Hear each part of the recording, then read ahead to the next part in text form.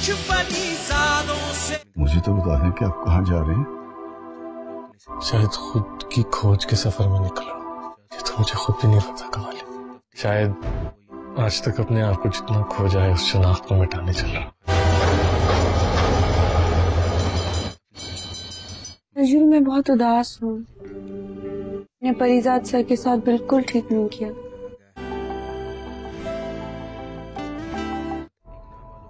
मैं आई कम इन सर? आइए, सौदेबाजी में तो तुम्हारा जवाब ही नहीं सेठ। जरा नवाजी है आपकी। एक सौदा मेरे साथ भी करोगे तो बताओ, मेरी शायरी वापस करने की क्या रकम लोगे? आप इसे ज़हन नशीं कर लो और मेरे अगले हुक्म का इंतजार करना। आप बेफिक्र हो जाए मालिक।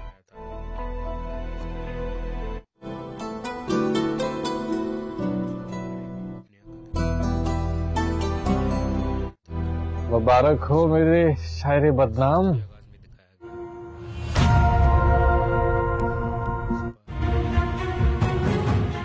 गाड़ी फॉलो कर। अरे गाड़ी दबाना है इसके साथ, हटाइए बाइक वाले को। अस्सलाम वालेकुम नाज़रीन। पिछली किस्त में आपने देखा कि परिजात के दोस्त नासाज और झरना की शादी हो रही थी। निकाह के बाद परिजात उसे मुबारकबाद देता है, जिस पर नासाज कहता है कि अब तुम भी ऐनी से बात कर लो, ज़्यादा देर मत करो। जिस पर वो कहता है कि मैं कर लूँगा। उसके बाद डॉक्टर शर्जील ऑफिस से बाहर निकल रहा होता है। उसका परिजात का आदमी उस पर गोली चलाने के लिए गाड़ी में उसका इंतज़ार कर रहा होता है। डॉक्टर शर्जील अपनी गाड़ी पर अपने हॉस्पिटल से वहां से निकला और अकबर उसके पीछे अपने आदमी के साथ गाड़ी में उसका ताक़ुब कर रहा था। वो मौके की तलाश में था कि जैसे ही उसे मौका मिले वो अपने मालिक की कही हुई बात को पूरा करे। मगर परिजात ऐन वक्त पर उसे फ़ोन करके रोक देता है कि कहता है कि तुम अब कुछ नहीं करोगे, उसे कोई नुकसान नहीं पहुंचाओगे। परिजात की अगली किस्त में आप देखेंगे कि परिजात का माली, जो कि उसका वफादार था, उसे कह रहा था कि अब तुम्हें मेरे गैर मौजूदगी में इस सारी चीज़ों की देखभाल करनी होगी और मैं तुमसे वक्तन फ़वक्तन फ़ोन पर मालूमात लेता रहूँगा। जिस पर कमाली तशवीश में आकर पूछ रहा है कि मालिक आप जा कहाँ रहे हैं, आप बताएं तो सही। तो वो कहता है कि मुझे खुद नहीं मालूम। उसके बाद वो अकबर से कहता है तुम अब मेरे लिए काम नहीं करोगे, हाँ मगर तुम यहाँ पर रहकर सामान की देख रेख करोगे।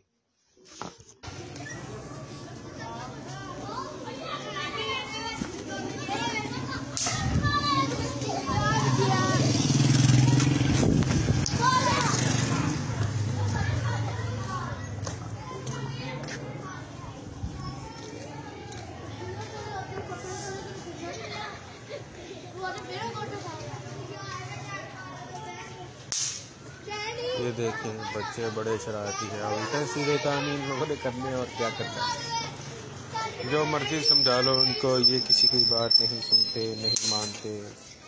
उनको वही करना है जो उनके दिल की मर्जी है। अल्लाह बेहतर जानता है। बस क्या करेंगे, समझा भी सकते हैं मगर ये समझते भी नहीं है। समझे तो भी कभी समझाते हैं मगर ये किसी की बात नहीं सुनते, नहीं मानते, नहीं देखते कौन खड़ा कौन नहीं खड़ा।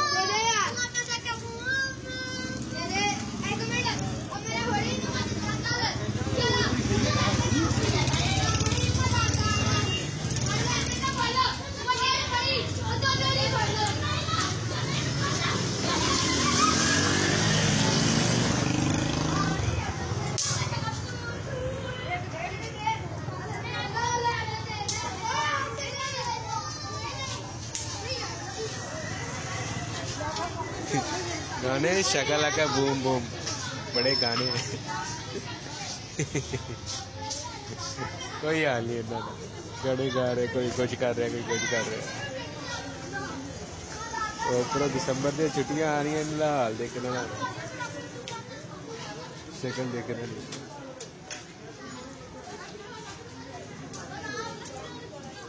बेवकूफियां नादानियां।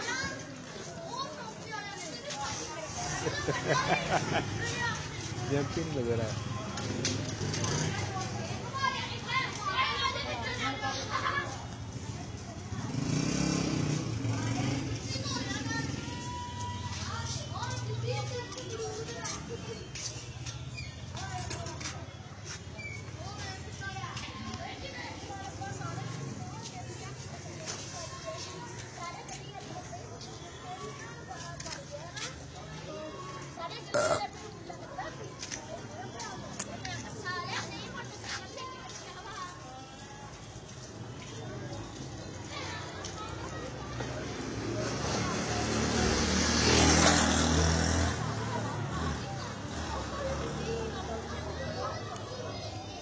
بچے بڑے شرارتی ہیں آج کل، شرارتیں بہت زیادہ کر رہے ہیں بچے، تنگ کرتے ہیں ماں باپ کو بھی، گھر والوں کو بھی اور باہر والوں کو بھی۔ کون سمجھائے انہیں، بچے کون کہے گا ان لوگوں کو اگر یہ تنگ نہیں کریں گے؟ بات چاہے جو بھی ہو، ان کے لیے تو شور ڈالنا ہی بس ایک بات ہے، بس کچھ بھی کر لو۔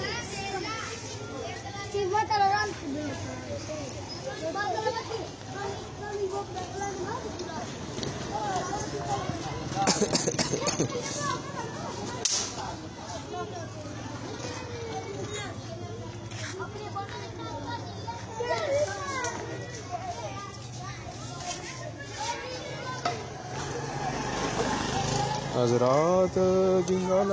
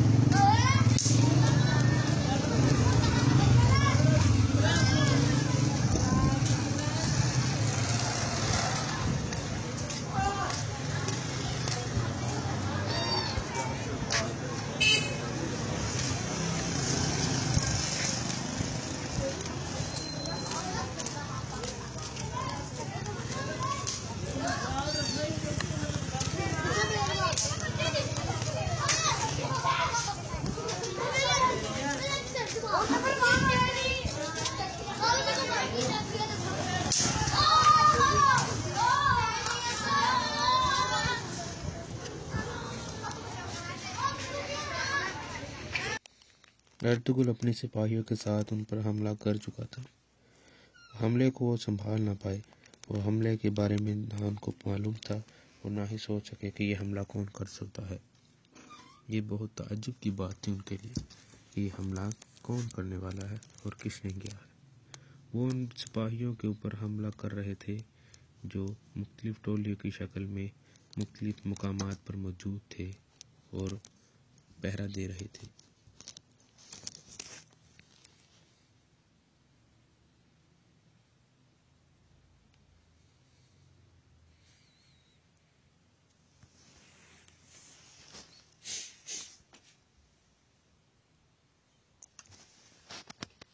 کماندار النجک ایک بہت ظالم اور سفاک شخص تھا جو کہ ہر جگہ پر قتل و غارت گری کیا کرتا تھا۔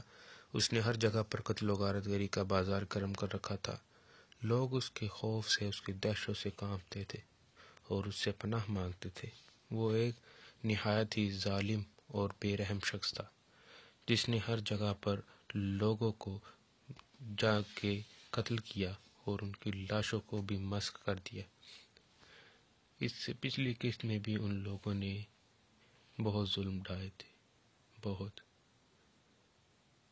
بہت ظالم اور سفاک شخص تھے۔ اس جاسوس پر بھی انہوں نے بہت ظلم کیے، بہت ظلم کے پہاڑ توڑے اس کے اوپر۔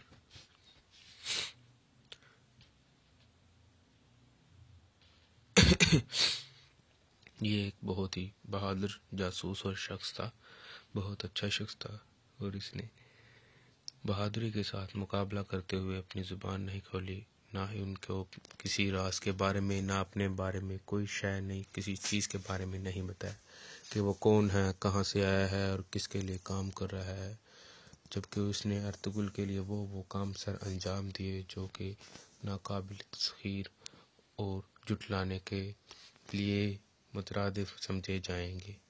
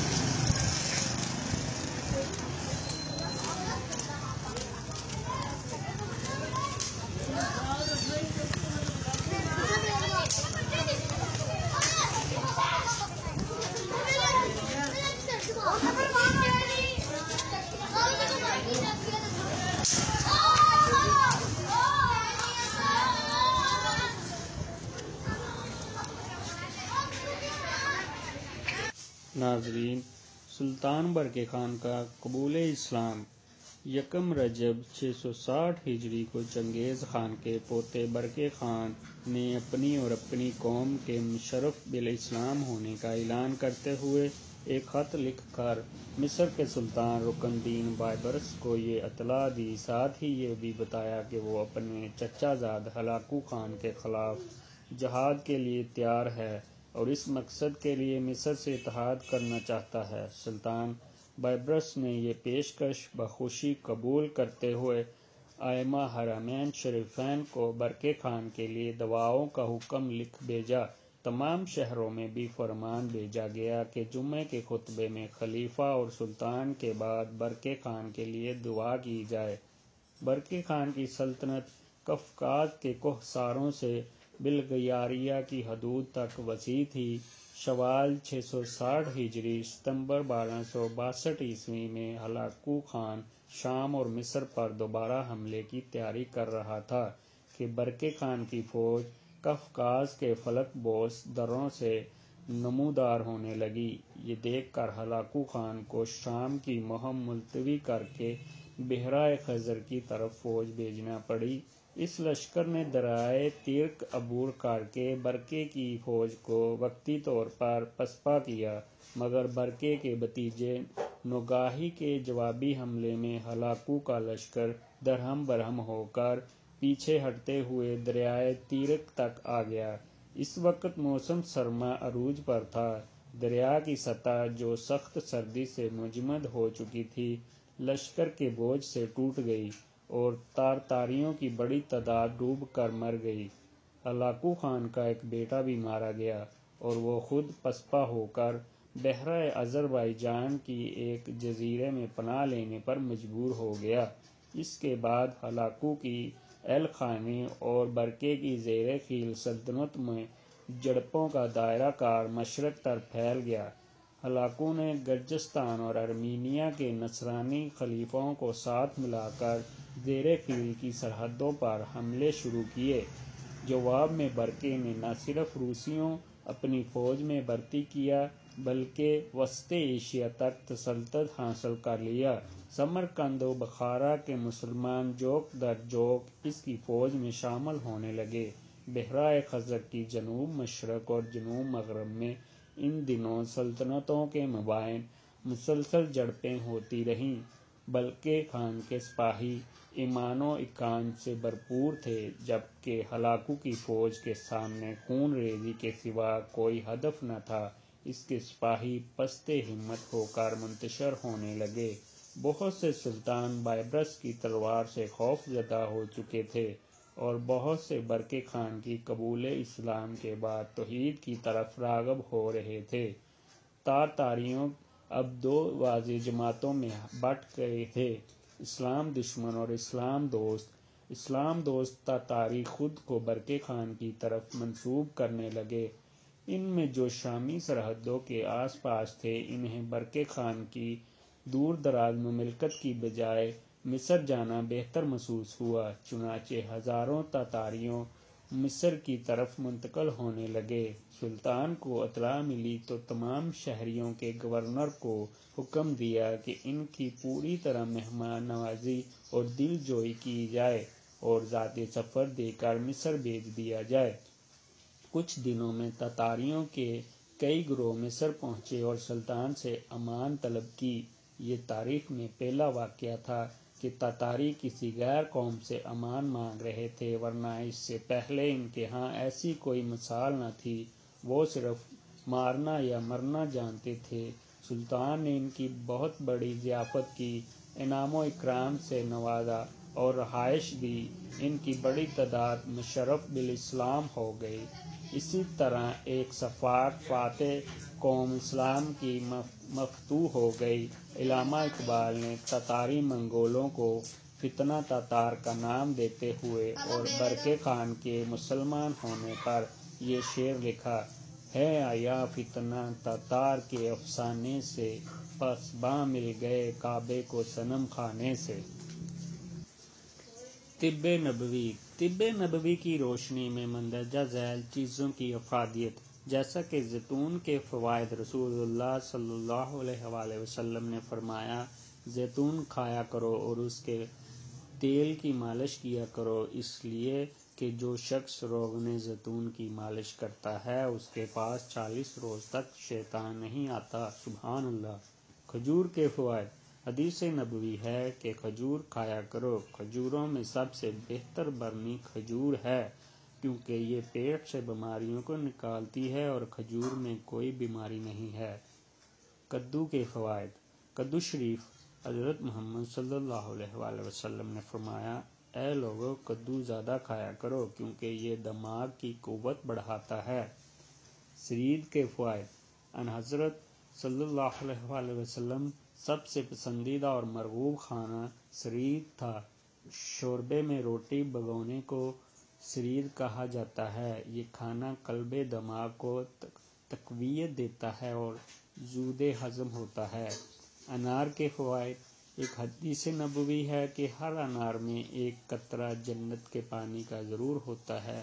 انار خون صاف کرتا ہے، معدے کی اصلاح کرتا ہے، طبیعت نرم کرتا ہے، جگر میں قوت پیدا کرتا ہے، رنگ نکھارتا ہے، دماغ کی طرف بخارات کو چھیڑنے سے روکتا ہے۔ انگور کے فوائد۔ رسول اللہ صلی اللہ علیہ وآلہ وسلم نے فرمایا، پھلوں میں انگور کو بہت پسند فرماتے تھے۔ حکمت یہ ہے کہ انگور خون صاف کرتا ہے، بدن کو فربہ کرتا ہے، گردے پر چربی چڑھاتا ہے۔ چقندر کے فوائد۔ ایک بار رسول اکرم صلی اللہ علیہ وآلہ وسلم ام متضر کے ہاں گئے۔ حضرت علی رضی اللہ تعالی عنہ ان کے ہمراہ تھے۔ اس وقت گھر میں کھجور کے خوشے لٹکے ہوئے تھے۔ ان حضور صلی اللہ علیہ وآلہ وسلم نے ان کھجوروں میں سے تناول فرمائی تو حضرت علی رضی اللہ تعالی عنہ بھی کھانا کھانے لگے۔ اس پر آپ نے ارشاد فرمایا کہ اے علی، تم کمزور ہو اس لیے تم نہ کھاؤ۔ دودھ کے فوائد۔ حضرت ابن عباس سے روایت ہے کہ پینے کی چیزوں میں رسول اللہ صلی اللہ علیہ وآلہ وسلم کے نزدیک دودھ بہت عزیز تھا۔ حکمت یہ ہے کہ دودھ بدن کی خشکی دور کرتا ہے، چہرے کا رنگ سرخ کرتا ہے اور خراب فضلات نکالتا ہے اور دماغ کو قوی کرتا ہے، طبیعت میں نرمی اور دماغ میں تیزی پیدا کرتا ہے۔ شہد کے فوائد۔ حضرت عائشہ رضی اللہ تعالی عنہا سے روایت ہے کہ رسول اللہ صلی اللہ علیہ وآلہ وسلم کو شہد بہت مرغوب تھا۔ حضور صلی اللہ علیہ وآلہ وسلم کو شہد اس لیے پسند تھا کہ اللہ تعالی نے فرمایا کہ اس میں شفا ہے، اور حکماء نے شفا کے لیے بے شمار فوائد لکھے ہیں۔ مثلاً ہارمون چاٹنے سے بلغم دور ہوتا ہے، معدہ صاف کرتا ہے اور فضلات دفع کرتا ہے، معدے کو اعتدال پر لاتا ہے، دماغ کو قوت دیتا ہے، مثانے کے لیے مفید ہے اور گردے کی پتھری دور کرتا ہے، فالج اور لقوہ کے لیے مفید ہے۔ ناظرین، سلطان برقع خان کا قبول اسلام۔ یکم رجب 660 ہجری کو چنگیز خان کے پوتے برقع خان نے اپنی اور اپنی قوم کے مشرف بالاسلام ہونے کا اعلان کرتے ہوئے ایک خط لکھ کر مصر کے سلطان رکن الدین بائبرس کو یہ اطلاع دی، ساتھ ہی یہ بھی بتایا کہ وہ اپنے چچا زاد ہلاکو خان کے خلاف جہاد کے لیے تیار ہے اور اس مقصد کے لیے مصر سے اتحاد کرنا چاہتا ہے۔ سلطان بائبرس نے یہ پیشکش بخوشی قبول کرتے ہوئے ائمہ حرمین شریفین کو برقع خان کے لیے دعاؤں کا حکم لکھ بھیجا۔ تمام شہروں میں بھی فرمان بھیجا گیا کہ جمعے کے خطبے میں خلیفہ اور سلطان کے بعد برقع خان کے لیے دعا کی جائے۔ برقع خان کی سلطنت قفقاز کے کوہساروں سے بلغاریہ کی حدود تک وسیع تھی۔ شوال 660 ہجری ستمبر 1262 عیسوی میں ہلاکو خان شام اور مصر پر دوبارہ حملے کی تیاری کر رہا تھا کہ برقع خان کی فوج قفقاز کے فلک بوس دروں سے نمودار ہونے لگی۔ یہ دیکھ کر ہلاکو خان کو شام کی مہم ملتوی کر کے بحرائے خزر کی طرف فوج بھیجنا پڑی۔ اس لشکر نے دریائے ترک عبور کر کے برقے کی فوج کو وقتی طور پر پسپا کیا، مگر برقے کے بھتیجے نوگاہی کے جوابی حملے میں ہلاکو کا لشکر درہم برہم ہو کر پیچھے ہٹتے ہوئے دریائے ترک تک آ گیا۔ اس وقت موسم سرما عروج پر تھا۔ دریا کی سطح جو سخت سردی سے مجمد ہو چکی تھی، لشکر کے بوجھ سے ٹوٹ گئی اور تارتاریوں کی بڑی تعداد ڈوب کر مر گئی۔ ہلاکو خان کا ایک بیٹا بھی مارا گیا اور وہ خود پسپا ہو کر بحرۂ آذربائیجان کی ایک جزیرے میں پناہ لینے پر مجبور ہو گیا۔ اس کے بعد ہلاکو کی ایل خانی اور برقے کی زیر خیل سلطنت میں جھڑپوں کا دائرہ کار مشرق تر پھیل گیا۔ ہلاکو نے گرجستان اور ارمینیا کے نصرانی خلیفوں کو ساتھ ملا کر زیر خیل کی سرحدوں پر حملے شروع کیے۔ جواب میں برقے نے نہ صرف روسیوں اپنی فوج میں بھرتی کیا بلکہ وسط ایشیا تک تسلط حاصل کر لیا۔ سمرقند و بخارا کے مسلمان جوک در جوک اس کی فوج میں شامل ہونے لگے۔ بحرائے خزر کی جنوب مشرق اور جنوب مغرب میں ان دنوں سلطنتوں کے مابین مسلسل جھڑپیں ہوتی رہیں۔ بلقے خان کے سپاہی ایمان و اقان سے بھرپور تھے، جبکہ ہلاکو کی فوج کے سامنے خون ریزی کے سوا کوئی ہدف نہ تھا۔ اس کے سپاہی پست ہمت ہو کر منتشر ہونے لگے۔ بہت سے سلطان بائبرس کی تلوار سے خوف زدہ ہو چکے تھے اور بہت سے برقے خان کی قبول اسلام کے بعد توحید کی طرف راغب ہو رہے تھے۔ تارتاریوں اب دو واضح جماعتوں میں بٹ گئے تھے، اسلام دشمن اور اسلام دوست۔ اسلام دوست تاتاری خود کو برقے خان کی طرف منسوب کرنے لگے۔ ان میں جو شامی سرحدوں کے آس پاس تھے، انہیں برقے خان کی دور دراز مملکت کی بجائے مصر جانا بہتر محسوس ہوا، چنانچہ ہزاروں تاتاریوں مصر کی طرف منتقل ہونے لگے۔ سلطان کو اطلاع ملی تو تمام شہریوں کے گورنر کو حکم دیا کہ ان کی پوری طرح مہمان نوازی اور دل جوئی کی جائے اور ذاتی سفر دے کر مصر بھیج دیا جائے۔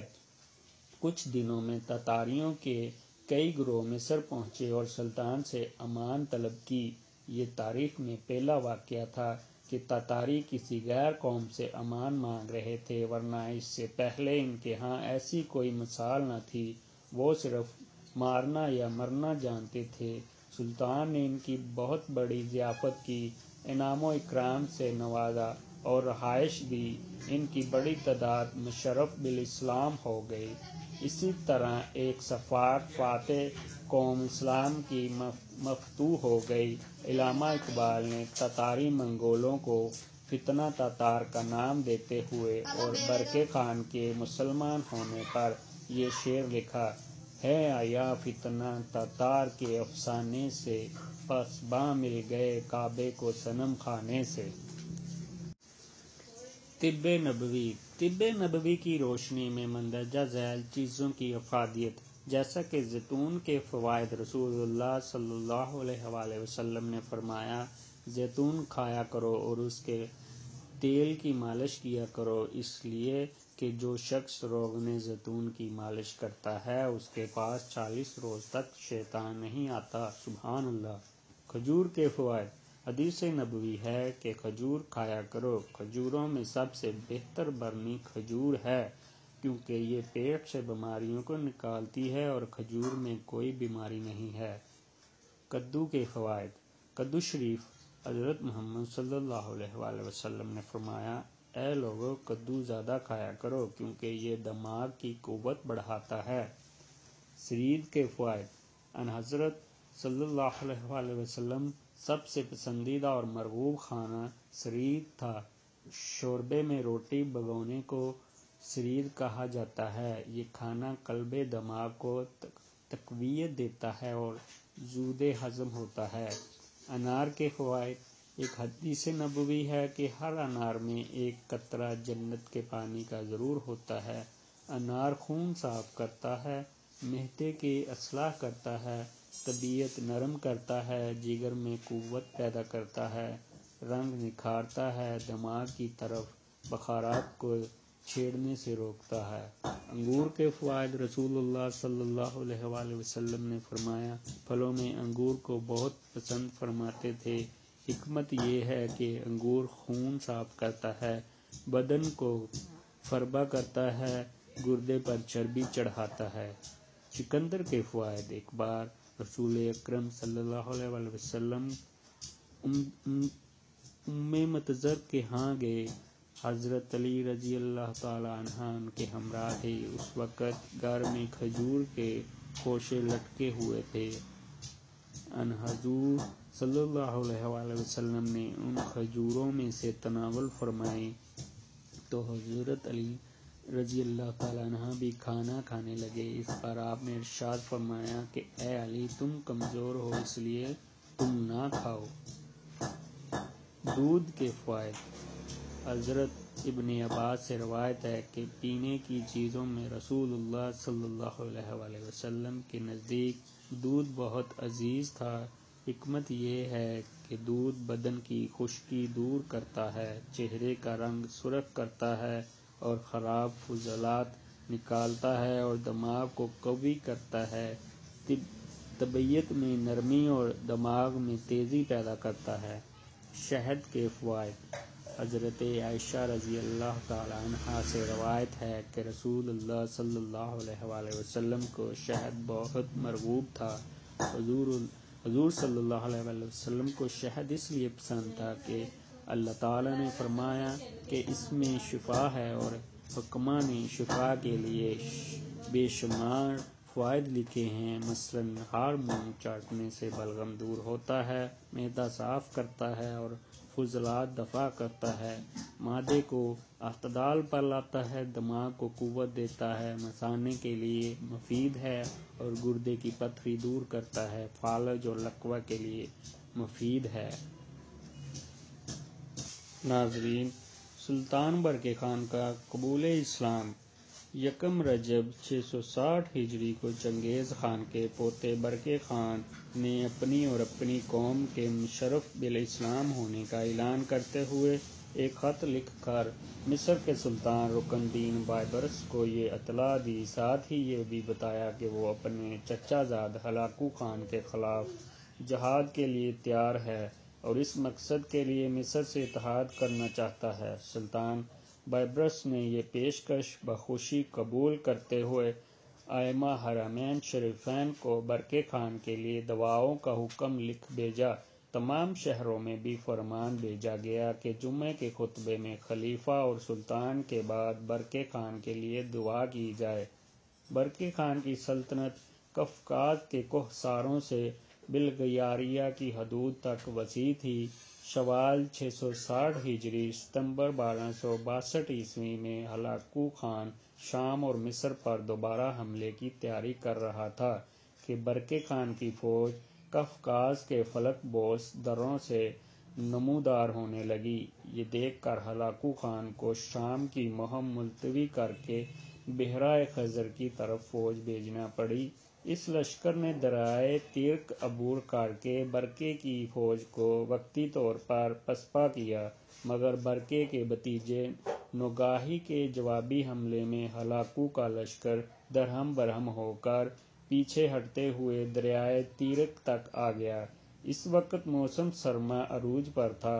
دریا کی سطح جو سخت سردی سے مجمد ہو چکی تھی، لشکر کے بوجھ سے ٹوٹ گئی اور تارتاریوں کی بڑی تعداد ڈوب کر مر گئی۔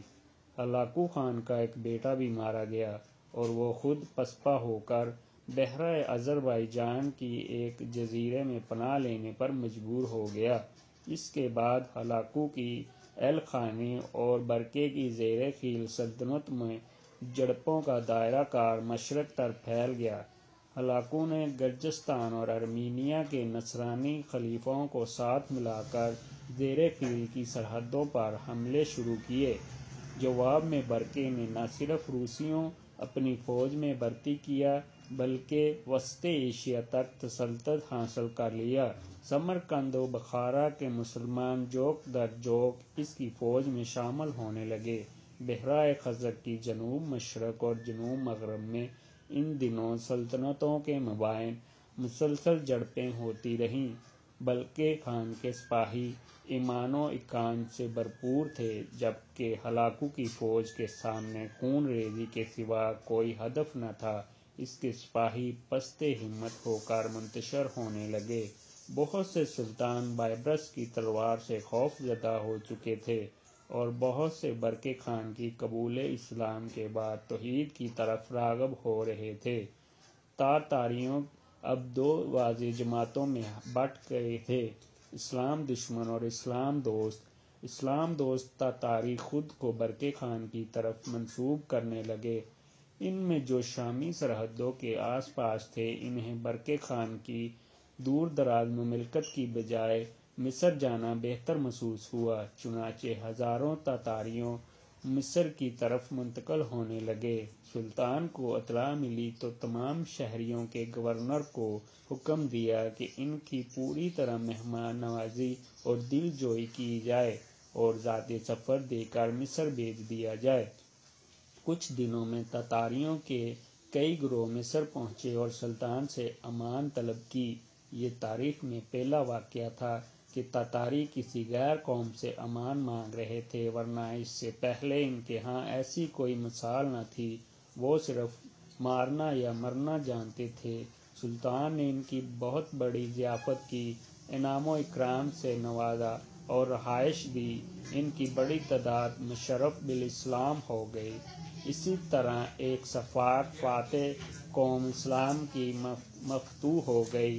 علامہ اقبال نے تاتاری منگولوں کو فتنہ تاتار کا نام دیتے ہوئے اور برقع خان کے مسلمان ہونے پر یہ شعر لکھا ہے: آیا فتنہ تاتار کے افسانے سے، پاسباں مل گئے کعبے کو صنم خانے سے۔ طب نبوی۔ طب نبوی کی روشنی میں مندرجہ ذیل چیزوں کی افادیت، جیسا کہ زیتون کے فوائد۔ رسول اللہ صلی اللہ علیہ وآلہ وسلم نے فرمایا، زیتون کھایا کرو اور اس کے تیل کی مالش کیا کرو، اس لیے کہ جو شخص روغن زیتون کی مالش کرتا ہے اس کے پاس 40 روز تک شیطان نہیں آتا۔ سبحان اللہ۔ کھجور کے فوائد۔ حدیث نبوی ہے کہ کھجور کھایا کرو۔ کھجوروں میں سب سے بہتر برنی کھجور ہے، کیونکہ یہ پیٹ سے بیماریوں کو نکالتی ہے اور کھجور میں کوئی بیماری نہیں ہے۔ کدو کے فوائد۔ کدو شریف۔ حضرت محمد صلی اللہ علیہ وآلہ وسلم نے فرمایا، اے لوگو، کدو زیادہ کھایا کرو کیونکہ یہ دماغ کی قوت بڑھاتا ہے۔ سرید کے فوائد۔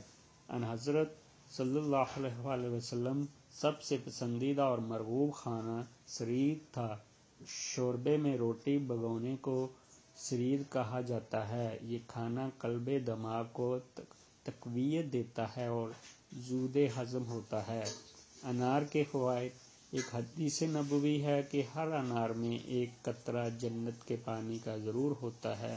انار خون صاف کرتا ہے، معدے کی اصلاح کرتا ہے، طبیعت نرم کرتا ہے، جگر میں قوت پیدا کرتا ہے، رنگ نکھارتا ہے، دماغ کی طرف بخارات کو چھیڑنے سے روکتا ہے۔ انگور کے فوائد۔ رسول اللہ صلی اللہ علیہ وآلہ وسلم نے فرمایا، پھلوں میں انگور کو بہت پسند فرماتے تھے۔ حکمت یہ ہے کہ انگور خون صاف کرتا ہے، بدن کو فربہ کرتا ہے، گردے پر چربی چڑھاتا ہے۔ چقندر کے فوائد۔ ایک بار رسول اکرم صلی اللہ علیہ وآلہ وسلم ام متضر کے ہاں گئے۔ حضرت علی رضی اللہ تعالی عنہ ان کے ہمراہ تھے۔ اس وقت گھر میں کھجور کے خوشے لٹکے ہوئے تھے۔ ان حضور صلی اللہ علیہ وآلہ وسلم نے ان کھجوروں میں سے تناول فرمائی تو حضرت علی رضی اللہ تعالی عنہ بھی کھانا کھانے لگے۔ اس پر آپ نے ارشاد فرمایا کہ اے علی، تم کمزور ہو اس لیے تم نہ کھاؤ۔ دودھ کے فوائد۔ حضرت ابن عباس سے روایت ہے کہ پینے کی چیزوں میں رسول اللہ صلی اللہ علیہ وآلہ وسلم کے نزدیک دودھ بہت عزیز تھا۔ حکمت یہ ہے کہ دودھ بدن کی خشکی دور کرتا ہے، چہرے کا رنگ سرخ کرتا ہے اور خراب فضلات نکالتا ہے اور دماغ کو قوی کرتا ہے۔ طبیعت میں نرمی اور دماغ میں تیزی پیدا کرتا ہے۔ شہد کے فوائد۔ حضرت عائشہ رضی اللہ تعالیٰ عنہا سے روایت ہے کہ رسول اللہ صلی اللہ علیہ وآلہ وسلم کو شہد بہت مرغوب تھا۔ حضور صلی اللہ علیہ وآلہ وسلم کو شہد اس لیے پسند تھا کہ اللہ تعالیٰ نے فرمایا کہ اس میں شفا ہے، اور حکماء نے شفا کے لیے بے شمار فوائد لکھے ہیں، مثلاً ہار منہ چاٹنے سے بلغم دور ہوتا ہے، معدہ صاف کرتا ہے اور فضلات دفع کرتا ہے، معدے کو اعتدال پر لاتا ہے، دماغ کو قوت دیتا ہے، مثانے کے لیے مفید ہے اور گردے کی پتھری دور کرتا ہے، فالج اور لقوہ کے لیے مفید ہے۔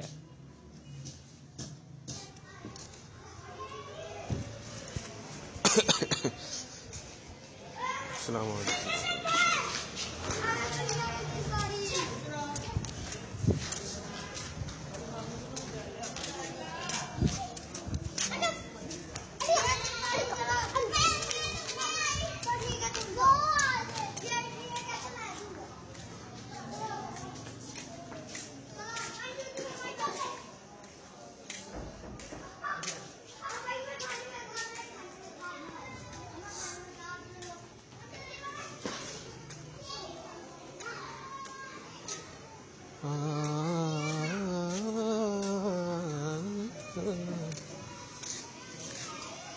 ہوئی کھیر